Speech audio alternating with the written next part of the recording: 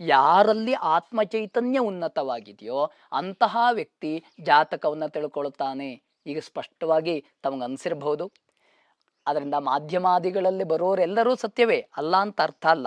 ಆದ್ರೆ ಅನೇಕ ಹೋರಾತತ್ವಜ್ಞತ್ವ ಬೇಕು, ಅನೇಕ ಸಿದ್ಧಾಂತಗಳನ್ನು ಸರಿಯಾಗಿ ತಿಳಿದುಕೊಂಡಿರಬೇಕು, ಅದ್ರ ಜೊತೆಯಲ್ಲಿ ಊಹಾಪೋಹ ಪಟುತ್ವ ಬೇಕು ಮತ್ತು ಸಿದ್ಧ ಮಂತ್ರ ಬೇಕು. ಯಾವುದೋ ಒಂದಿದ್ರೂ ಆಗಲ್ಲ. ನಾನು ಅನೇಕ ಗ್ರಂಥಗಳನ್ನು ಓದಿದ್ದೇನೆ ಅಂದ್ರೆ ನಾನು ಜ್ಯೋತಿಷಿ ಆಗ್ಲಿಕ್ಕೆ ಸಾಧ್ಯತೆಗಳಿಲ್ಲ. ನನಗೆಲ್ಲಾ ಗಣಿತವನ್ನು ಮಾಡ್ತೇನೆ ಅಂದ್ರೆ ಸಾಧ್ಯ ಇಲ್ಲ. ಕೇವಲ ಊಹಾಪೋಹ ಪಟುತ್ವ ಇದ್ರೆ ಆಗಲ್ಲ. ಇಲ್ಲ ನಾನು ಇಡೀ ಜೀವನದಲ್ಲಿ ಜಪವನ್ನು ಮಾಡಿ ಅದರಿಂದ ಹೇಳ್ತೇನೆ ಅಂತ ಹೇಳಿದ್ರು ಅದನ್ನ ಜ್ಯೋತಿಷ ಅಂತ ಹೇಳಲಿಕ್ಕಿಲ್ಲ.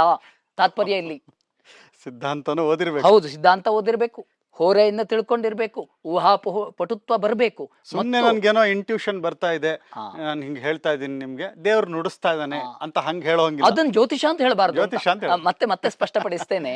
ಅದನ್ನೆಲ್ಲ ಭವಿಷ್ಯ ಅಂತ ಹೇಳ್ಬೋದು. ಆಯ್ತಾ? ಉದಾಹರಣೆಗೆ ಹೇಳ್ತೇವೆ, ಗಿಳಿ ತಗೊಂಡು ಬರ್ತಾರೆ, ಅವ್ರು ಹೇಳುವಂತಹದ್ದು ಜ್ಯೋತಿಷ ಅಂತ ಹೇಳಿಬಿಡ್ತಾರೆ. ಮುಖ ನೋಡ್ಕೊಂಡು ಹೇಳ್ತಾರೆ, ಅದನ್ನು ಜ್ಯೋತಿಷ ಅಂತ ಹೇಳಿಬಿಡ್ತಾರೆ. ಹಾಗಿಲ್ಲ.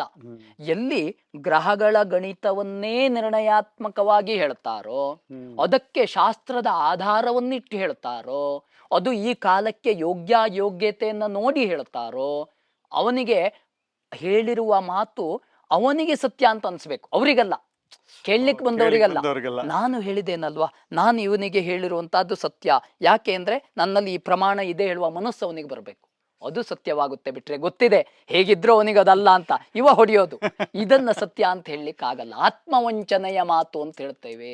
ಆತ್ಮವಂಚನೆಯ ಮಾತಾದ್ರೆ ಜ್ಯೋತಿಷ ಆಗಲ್ಲ.